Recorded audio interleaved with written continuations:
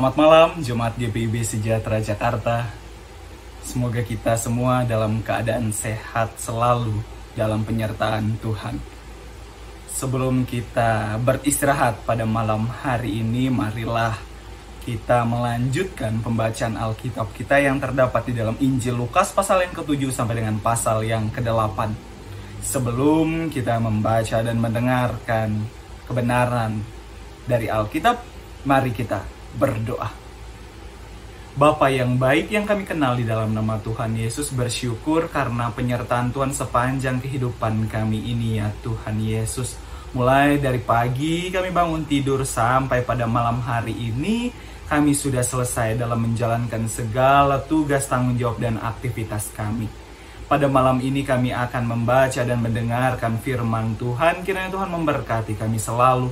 Curahkan Roh Kudus-Mu atas kami agar kami mampu berkonsentrasi di dalam mendengar dan membaca Alkitab pada malam hari ini. Inilah dari pengharapan kami Tuhan, kami persembahkan di dalam nama Tuhan Yesus yang menjadi juru selamat kami yang hidup. Haleluya, amin. Injil Lukas pasal yang ke-7 sampai dengan pasal yang ke-8 yang mengatakan, setelah Yesus selesai berbicara di depan orang banyak, masuklah ia ke Kapernaum. Di situ ada seorang perwira yang mempunyai seorang hamba yang sangat dihargainya. Hamba itu sedang sakit keras dan hampir mati.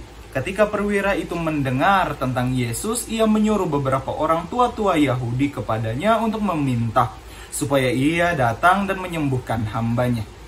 Mereka datang kepada Yesus dan dengan sangat mereka meminta pertolongannya. Katanya, "Ia layak engkau tolong, sebab ia mengasihi bangsa kita dan dialah yang menanggung pembangunan rumah ibadat kami." Lalu Yesus pergi bersama-sama dengan mereka. Ketika ia tidak jauh lagi dari rumah perwira itu menyuruh sahabat-sahabatnya untuk mengatakan kepadanya, "Tuhan, janganlah bersusah-susah, sebab aku tidak layak menerima Tuhan di dalam rumahku. Sebab itu aku juga menganggap diriku tidak layak untuk datang kepadamu. Tetapi katakan saja sepatah kata, maka hambaku itu akan sembuh. Sebab aku sendiri seorang bawahan, dan di bawahku ada pula prajurit. Jika aku berkata kepada salah seorang prajurit itu pergi, maka ia pergi. Dan kepada seorang lagi datang, maka ia datang. Ataupun kepada hambaku, kerjakanlah ini, maka ia mengerjakannya." Setelah Yesus mendengar perkataan itu, ia heran akan dia dan sambil berpaling kepada orang banyak yang mengikuti dia, ia berkata, "Aku berkata kepadamu, iman sebesar ini tidak pernah aku jumpai sekalipun di antara orang Israel."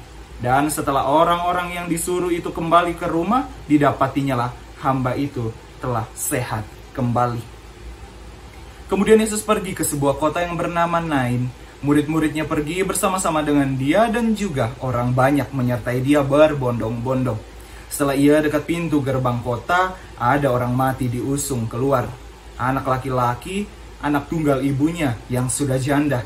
Dan banyak orang dari kota itu menyertai janda itu. Dan ketika Tuhan melihat janda itu, tergeraklah hatinya oleh belas kasihan. Lalu ia berkata kepadanya, "Jangan menangis." Sambil menghampiri usungan itu, ia menyentuhnya. Dan sedang para pengusung berhenti, ia berkata, "Hai anak muda, aku berkata kepadamu, bangkitlah." Maka bangunlah orang itu dan duduk dan mulai berkata-kata. Dan Yesus menyerahkannya kepada ibunya. Semua orang itu ketakutan dan mereka memuliakan Allah sambil berkata, "Seorang nabi besar telah muncul di tengah-tengah kita, dan Allah telah melawat umatnya." Maka tersiarlah kabar tentang Yesus di seluruh Yudea dan di seluruh daerah sekitarnya.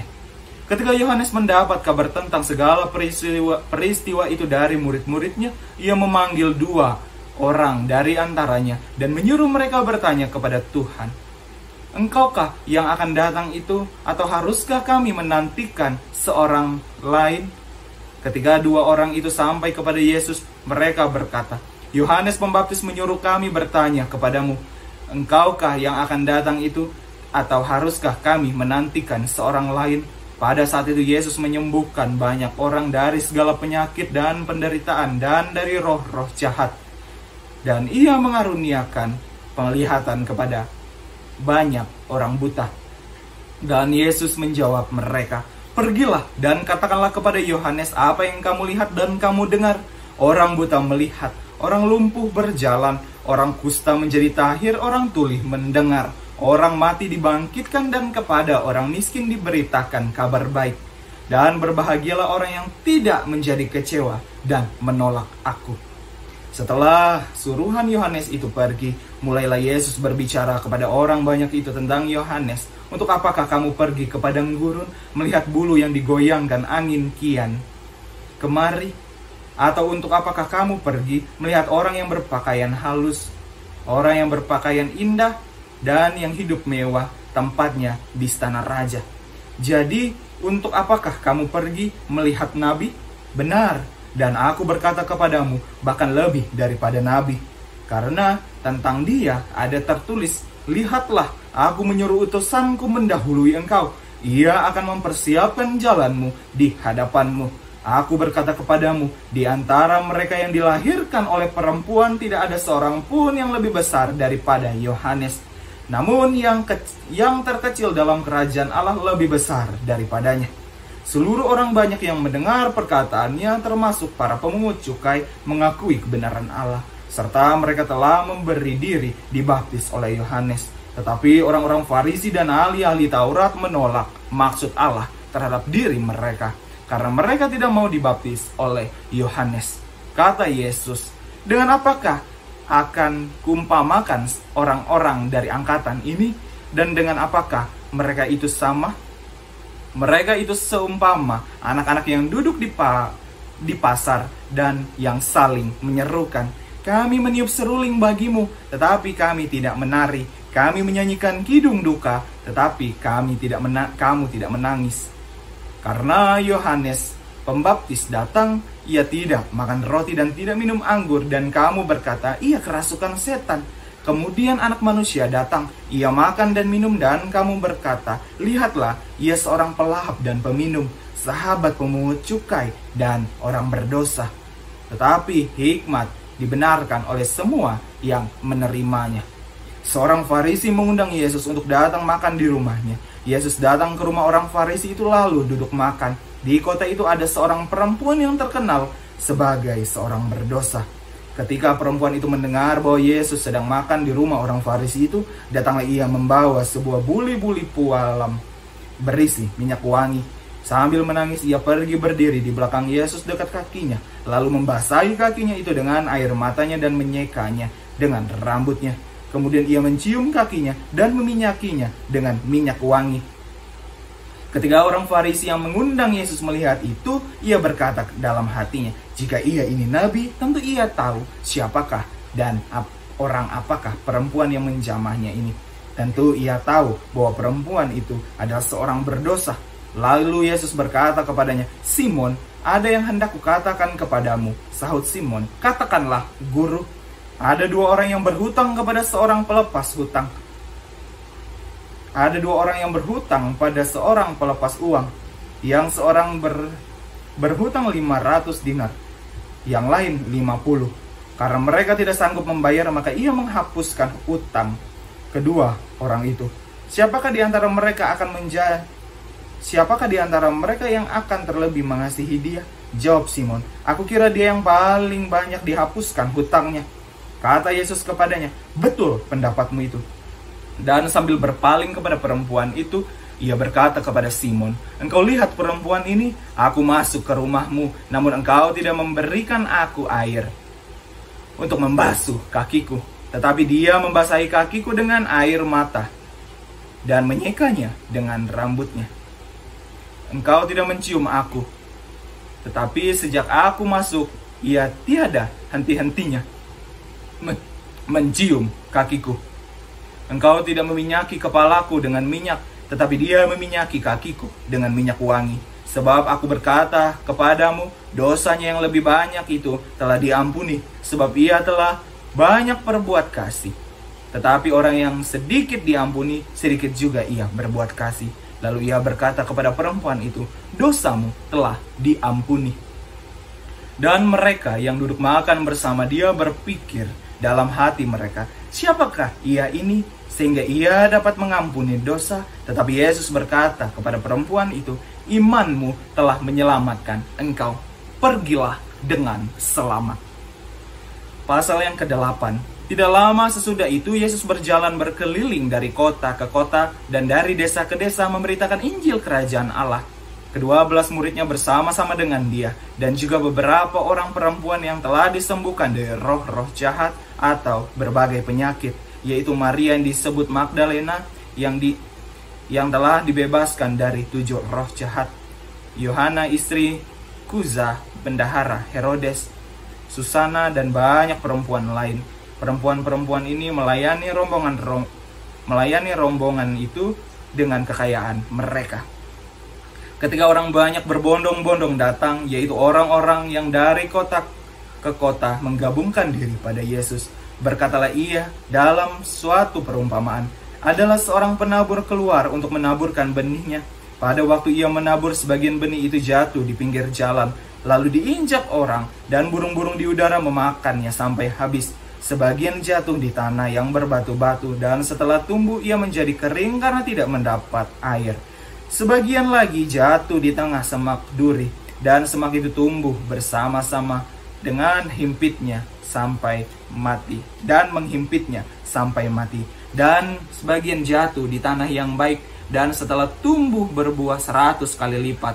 Setelah berkata demikian, Yesus berseru, "Siapa mempunyai telinga untuk mendengar, hendaklah ia mendengar."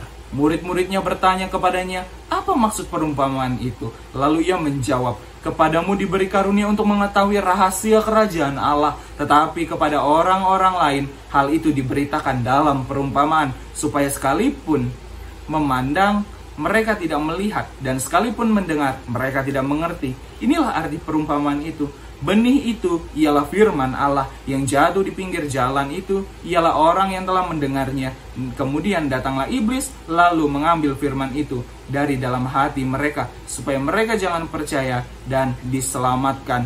Yang jatuh di tanah yang berbatu-batu itu ialah orang yang setelah mendengar firman itu menerimanya dengan gembira, tetapi mereka itu tidak berakar. Mereka percaya sebentar saja, dan dalam masa pencobaan mereka murtad. Yang jatuh dalam semak duri ialah orang yang telah mendengar firman itu, dan dalam pertumbuhan selanjutnya mereka terhimpit oleh kekhawatiran dan kekayaan dan menikmati hidup, sehingga mereka tidak menghasilkan buah yang matang. Yang jatuh di tanah yang baik itu ialah orang yang setelah mendengar firman itu menyimpannya dalam hati yang baik dan mengeluarkan buah dalam ketekunan. Tidak ada orang yang menyalahkan pelita lalu menutupinya dengan tempayan atau menempatkannya di bawah tempat tidur, tetapi ia menempatkannya di atas kaki dian, supaya semua orang yang masuk ke dalam rumah dapat melihat cahayanya. Sebab tidak ada sesuatu yang tersembunyi yang tidak akan dinyatakan, dan tidak ada sesuatu yang rahasia yang tidak akan diketahui dan diumumkan. Karena itu perhatikanlah cara kamu mendengar, karena siapa yang mempunyai kepadanya akan diberi, tetapi siapa yang tidak mempunyai daripadanya akan diambil juga apa yang ia anggap ada padanya. Ibu dan saudara-saudara Yesus datang kepadanya, tetapi mereka tidak dapat mencapai dia karena orang banyak. Orang memberitahukannya kepadanya, "Ibumu dan saudara-saudaramu ada di luar dan ingin bertemu dengan engkau." Tetapi ia menjawab mereka, "Ibuku dan saudara-saudaraku ialah mereka yang mendengarkan firman Allah dan melakukannya." Pada suatu hari Yesus naik ke dalam perahu bersama-sama dengan murid-muridnya, dan ia berkata kepada mereka, "Mari kita bertolak ke seberang danau."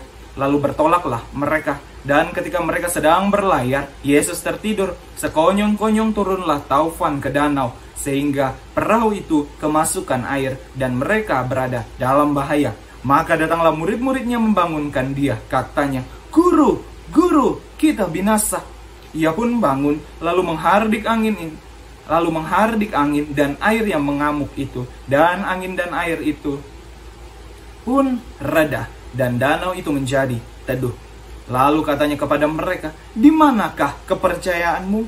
Maka takutlah mereka dan heran. Lalu berkata seorang kepada yang lain, "Siapa gerangan orang ini, sehingga ia memberi perintah kepada angin dan air, dan mereka taat kepadanya?" Lalu mendaratlah Yesus dan murid-muridnya di tanah orang Gerasa yang terletak di seberang Galilea. Setelah Yesus naik ke darat, datanglah seorang laki-laki dari kota itu menemui dia. Orang itu dirasuki oleh setan-setan, dan sudah lama ia tidak berpakaian dan tidak tinggal di dalam rumah, tetapi dalam pekuburan. Ketika ia melihat Yesus, ia berteriak lalu tersungkur di hadapannya dan berkata dengan suara keras, "Apa urusanmu dengan aku, hai Yesus, Anak Allah yang Maha Tinggi? Aku memohon kepadamu supaya engkau jangan menyiksa aku." Ia berkata demikian sebab Yesus memberitahukan roh jahat itu keluar dari orang itu, karena seiring roh itu menyeret-nyeret dia. Maka untuk menjaganya ia dirantai dan dibelenggu, tetapi ia memutuskan segala penyakit itu dan ia dihalau oleh setan itu ke tempat-tempat yang sunyi. Dan Yesus bertanya kepadanya, "Siapakah namamu?" Jawabnya, "Legion," karena ia kerasukan banyak setan. Lalu setan-setan itu memohon kepada Yesus supaya ia jangan memerintahkan mereka masuk ke dalam jurang maut. Adalah di sana sejumlah besar babi sedang mencari makan di lereng gunung.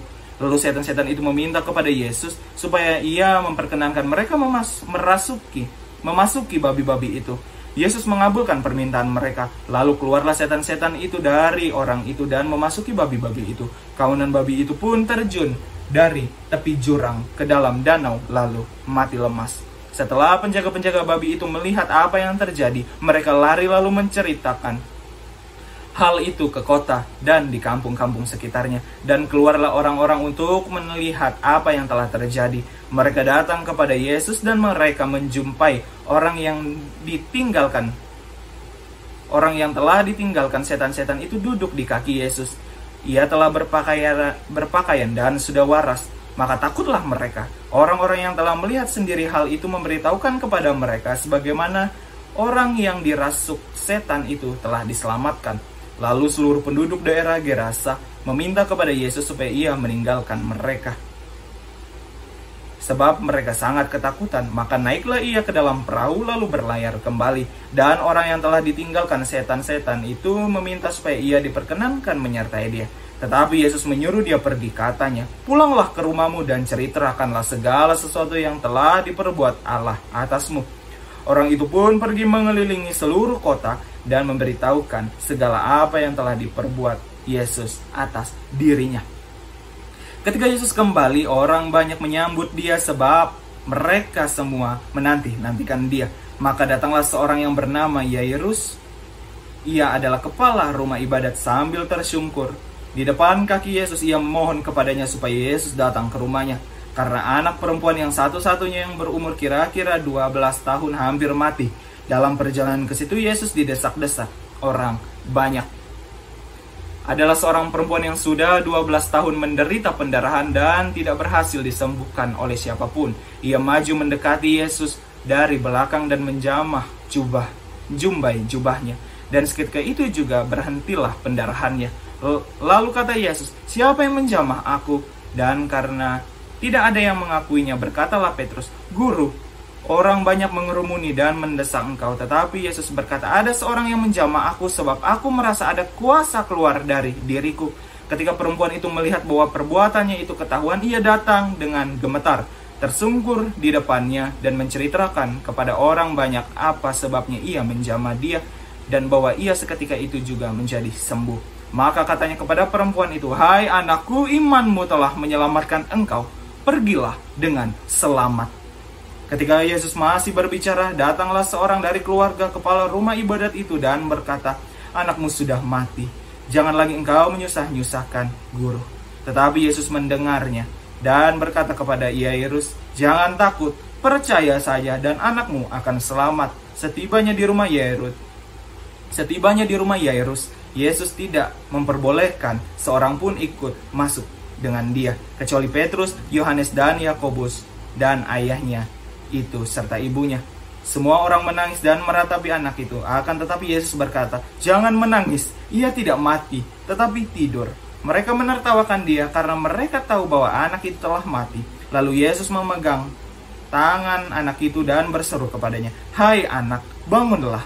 Maka kembalilah roh anak itu dan seketika itu juga ia bangkit berdiri. Lalu Yesus menyuruh mereka memberi anak itu makan dan takjublah orang tua anak itu. Tetapi Yesus melarang mereka memberitahukan kepada siapapun juga apa yang terjadi itu. Demikianlah firman Tuhan. Mari kita berdoa. Terima kasih Tuhan karena kami sudah mendengarkan dan membaca Alkitab pada malam hari ini. Tuhan, sebentar lagi kami akan beristirahat. Kiranya Tuhan memberkati kami selalu dalam tidur malam kami. Jaga kami ya Tuhan, biarlah kami selamat dalam tidur malam kami, dan besok pagi bisa bangun dalam keadaan selamat dan melakukan aktivitas sesuai dengan kehendak Tuhan.